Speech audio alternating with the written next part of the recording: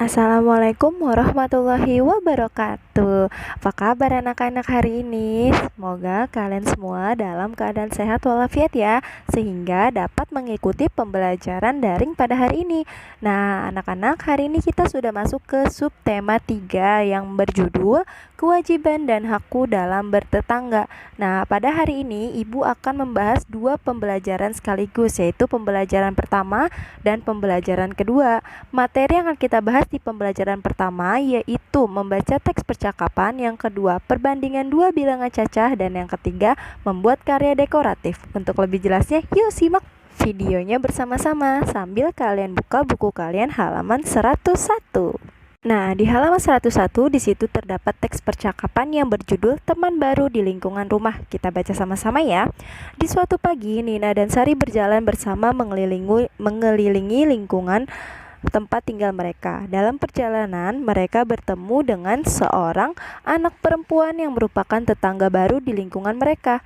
Nina, wah pagi yang sangat cerah, Sari. Tidak mendung dan udaranya segar sekali. Sari, iya Nin, segar sekali udara pagi ini.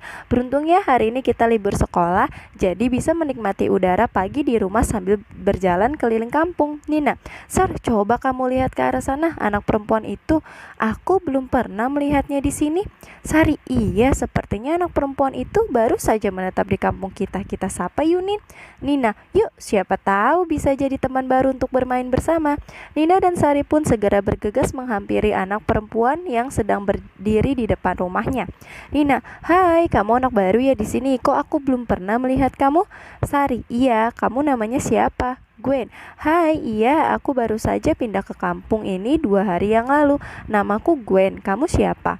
Sari, aku Sari, dan ini temanku Nina. Kami tinggal tidak jauh dari rumahmu. Rumahku berdekatan dengan rumah Nina. Nina, benar Gwen, kapan-kapan kita bermain bersama yuk. Oh iya, kamu bersekolah di mana? Gwen, ayahku belum mendaftarkan aku ke sekolah yang baru. Nanti minggu depan ayahku baru akan mendaftarkan ke sekolah yang terdekat dari rumah. Nina, oh begitu. Semoga kita bisa satu sekolah ya Gwen, jadi kita bisa berangkat dan pulang sekolah bersama-sama. Sari, ya semoga kita bersekolah di tempat yang sama. Kalau begitu, aku dan Nina permisi dulu ya. Lain waktu kita bermain bersama. Gwen, ya terima kasih karena kalian berdua mau berteman dengan aku. Nina dan Sari, sama-sama Gwen, kita berdua juga senang kok mendapat teman baru. Nina dan Sari pun segera beranjak pergi dari rumah Gwen untuk kembali pulang ke rumahnya masing-masing. Nah, itu adalah percakapan antara Nina, Sari, dan Gwen yang saling berkenalan karena si Gwen ini baru pindah ke kampungnya Nina dan Sari 2 hari yang lalu. Nah, mereka sudah berteman baik nih walaupun baru pertama kali kenal. Begitupun dengan kita juga harus berteman baik dengan tetangga rumah atau teman-teman yang ada di sekolah ya nak. Dan selanjutnya tugas kalian membuat saran sayang dari teks percakapan yang tadi sudah kalian baca. Nah, sarannya ada di halaman 103 dan 104. Di situ ada 5 buah nomor. Di situ juga ada permasalahannya. Nah, kalian berikan saran sesuai dengan permasalahannya. Dikerjakan di buku tulis ya. Untuk mengerjakannya langsung saja kalian tulis sarannya, tidak usah pakai soalnya ya sayang. Selamat mengerjakan. Nah, materi yang selanjutnya yaitu perbandingan dua bilangan caca. Nah, anak-anak masih seperti di subtema 1 dan subtema 2. Kali ini di subtema 3 kita membahas tentang perbandingan dua bilangan caca. Bedanya kalau di sini kita sudah masuk dengan perkalian. Contohnya ada di halaman 104 dan 105. Bila ibu memiliki dua toples besar, maka isi masing-masingnya adalah berarti 150 dikurang 20 sama dengan 130. Maka 2 dikali titik-titik. Nah, 2 ini adalah 2 toples sayang. Jadi 2 dikali berapa yang hasilnya 130. Nah, jawabannya adalah 65 buah. Jadi masing-masing toples berukuran besar berisi 65 kue nastar. Jadi kalian membuat dua perbandingan itu dengan menggunakan perkalian atau membuat kemungkinan sama seperti kemarin.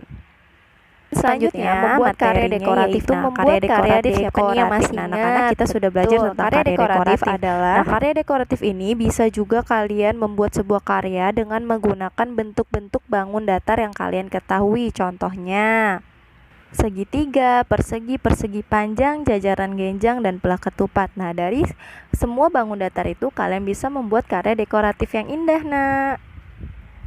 Nah, anak-anak, selanjutnya kita masuk ke pembelajaran 2.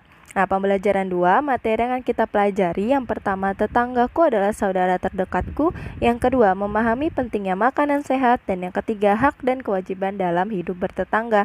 Di halaman 109, di situ terdapat sebuah teks yang berjudul tetangga. Kita baca sama-sama yuk. Setiap hari kita tidak pernah lepas dari tetangga. Tetangga adalah orang yang tinggal di dekat rumah kita. Kehadiran tetangga dalam kehidupan sehari-hari sangat dibutuhkan. Kita mengenal tetangga sebelah rumah kita. Bahkan setiap hari kita menyapa dan bertemu dengan tetangga kita. Ayah dan ibu selalu menasihatiku agar selalu sopan dan ramah dengan tetangga. Hidup bertetangga harus saling menghormati, menghargai, dan membantu. Karena tetangga adalah saudara terdekat kita. Untuk itu, kita harus menjadi tetangga yang baik dan bermanfaat untuk tetangga kita. Berikut ini cara menjadi tetangga yang baik. Yang pertama, jangan mencampuri urusan pribadi tetangga kita. Yang kedua, ciptakan suasana kekeluargaan dan persahabatan. Lalu yang ketiga, hindarilah keributan dan kegaduhan. Yang keempat, jagalah kebersihan lingkungan. Yang kelima, bersikaplah ramah. Yang keenam, ciptakan rasa toleransi dan tenggang rasa. Yang ketujuh, jagalah keamanan lingkungan. Yang kedelapan, jangan segan untuk meminta bantuan jika mengalami kesulitan. Nah, itu adalah 8 cara untuk menjadi seorang tetangga yang baik ya sayang. Kalian hidup bertetangga di rumah, pasti kalian punya banyak tetangga kan di dekat rumah kalian.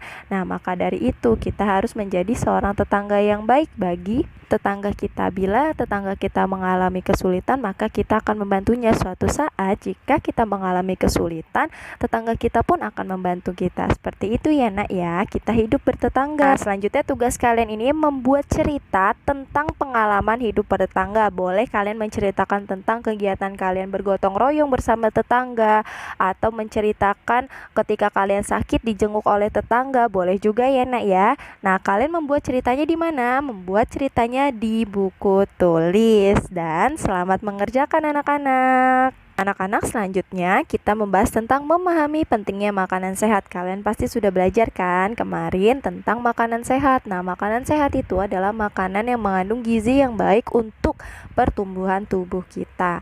Nah, makanan sehat itu biasa kita sebut juga dengan makanan 4 sehat 5 sempurna. Nah, anak-anak, makanan sehat ini itu sangat penting bagi tubuh kita. Seperti yang sudah Ibu bilang, makanan sehat itu sangat berguna bagi pertumbuhan tubuh kalian, terutama untuk kalian yang masih dalam masa pertumbuhan. Nah, makanan sehat juga bisa menghindari kita dari berbagai macam penyakit dan juga membuat tubuh kita lebih kuat. Itu pentingnya kita harus makan makanan yang sehat. Jangan kalian makan makanan tidak sehat. Kenapa? Karena makan makanan yang tidak sehat itu tidak baik untuk tubuh kalian. Nanti kalian mudah terserang penyakit, lalu badannya menjadi lemas dan tidak segar. Seperti itu. Itu adalah contoh arti penting atau manfaat dari makanan sehat ya anak-anak. Maka dari itu, mulai dari sekarang yuk mari sama-sama kita makan makanan yang sehat dan bergizi. Sekarang tugas kalian ada di halaman 112, yaitu menuliskan contoh makanan sehat pada kolom di bawah ini. Nah, kalian kerjakan di buku tulis ya sayang ya. Nah, kolomnya kalian salin ke buku tulis. Contohnya seperti ini. Di sini ada kategori makanan. Yang pertama, makanan pokok. Contohnya apa nih makanan yang sehat yang merupakan makanan pokok? Coba ayo, apa? Betul, nasi. Nah, seperti itu contohnya ya. Sayurannya kalian boleh pilih sayuran apa saja, yang penting sehat. Dan ingat, mengerjakannya di buku tulis. Selamat mengerjakan. Selanjutnya, kita akan membahas tentang hak dan kewajiban dalam hidup bertetangga. Nah, contoh hak dalam hidup bertetangga yaitu bermain bersama. Nah, kalian pasti sering kan bermain dengan tetangga kalian. Nah, itu merupakan hak bermain, hak yang diberikan dari orang tua kalian untuk kalian. Itu adalah hak kalian. Nah, hak bermain ini kalian bisa gunakan dengan sebaik-baiknya. Tetapi setelah kalian mendapatkan hak kalian, kalian juga harus melaksanakan kewajiban kalian. Yang pertama apa? Jika kalian sudah mendapat hak bermain, maka kalian harus meminta izin dulu kepada orang tua kalian. Kalian berpamitan sebelum pergi bermain, lalu juga harus pulang tepat waktu dan tidak melalaikan tugas di rumah. Artinya apa? Walaupun kalian diberikan hak untuk bermain, tetapi kewajiban kalian di rumah juga harus dilaksanakan sayang. Nah, itu contoh hidup dengan baik sesuai hak dan kewajibannya, dan itu juga merupakan sifat anak yang baik dan berbudi pekerti luhur, tahu akan kewajiban dan haknya. Nah, semoga kalian semua mempunyai sifat seperti itu ya nak. Kalian tahu hak kalian dan kalian melaksanakan kewajiban kalian dengan baik. Nah anak-anak, untuk penjelasan hari ini cukup sekian dari ibu. Kurang lebihnya ibu mohon maaf dan ibu ucapkan terima kasih. Wassalamualaikum warahmatullahi wabarakatuh. Jangan lupa ya tugas-tugasnya dikerjakan dan tetap semangat belajarnya anak-anak.